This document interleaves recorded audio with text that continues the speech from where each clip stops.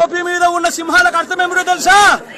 అధికారంలో ఉన్న వాళ్ళకు సెల్యూట్ కొట్టడం కాదు, ప్రజాస్వామ్యాన్ని కాపాడడం కోసం మీరున్నారు. 5 సంవత్సరాలు ప్రజాస్వామ్యాన్ని పూర్తిగా కూని చేసి అంబేద్కర్ గారి రాజ్యాంగాన్ని తొంగలో తొక్కి రాజారెడ్డి రాజ్యాంగాన్ని అమలు చేసుకుంటూ వెళ్ళినటువంటి నాయకులు ఈ రోజు సిగ్గు లేకుండా ప్రజాస్వామ్యం బాగలేదని, ప్రజాస్వామ్యం ఇబ్బంది పడుతుందని మాట్లాడడం, గవర్నర్ దగ్గరికి వెళ్లి లెటర్లు ఇవ్వడం, రాష్ట్రపతి పరిపాలన పెట్టాలనడం చూసుకుంటే నవ్వు రావట్లే మీకు అందరికి. నాకైతే ఎంత హాస్యాస్పదంగా ఉందంటే దెయ్యాలొచ్చి వేదాలు చెప్తున్నట్టుంది. గులివెంద గింజ కింద నలుపు చూసుకోకుండా మాట్లాడుతున్నట్టుంది నాకు. అసలు దెబ్బలాట్లకి, బూతులకి, కొట్టుకోవడానికి అజ్జులే మీరు, దెబ్బలాడుకోవడానికి మొదటి అడుగేసిందే మీరు.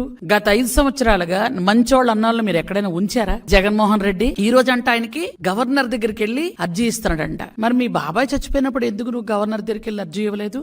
రాష్ట్రపతి పరిపాలన పెట్టాలట. గత 5 సంవత్సరాలు ప్రతి రోజు రాష్ట్రపతి పరిపాలన పెట్టాల్సిన టైమేనే, మరి ఎందుకు ఆ రోజు అడగలేదు? ఆ రోజు నిజంగా బాబాయ్ చనిపోతే బాబాయిని గుండెపోటని చెప్పింది ఎవరు? మీరేగా ఫస్ట్. బాబాయ్ గుండెపోటని చెప్పిన తర్వాత వాళ్ళ కూతురికి అనుమానం వచ్చి ఏమిటి అని ఆరా తీస్తే ఇంటి నిండా బ్లడ్ ఉంటే లేదు మా నాన్నగారు గుండెపోటు కాదని ఆవిడ అనుకుంటుందని అప్పుడొచ్చి అన్నదమ్ములు ఇద్దరు, ఈయనతో పాటు ఇంకొక ఆయన ఉన్నాడు కదా ఎంపీ, ఇద్దరు వచ్చి వీళ్ళిద్దరూ డ్రామాలు వెళ్లారు. అప్పుడు ఇలా కొట్టారు, ఇలా చంపారు, ఇలా లాగారు అని పూర్తిగా ఖండాలుగా గొడ్డలతో నరికి చంపేస్తే గుండెపోటని చెప్పినటువంటి దొంగ నాటకాలాడిన మీరు ఈ రోజు ప్రజాస్వామ్యం గురించి మాట్లాడతారు.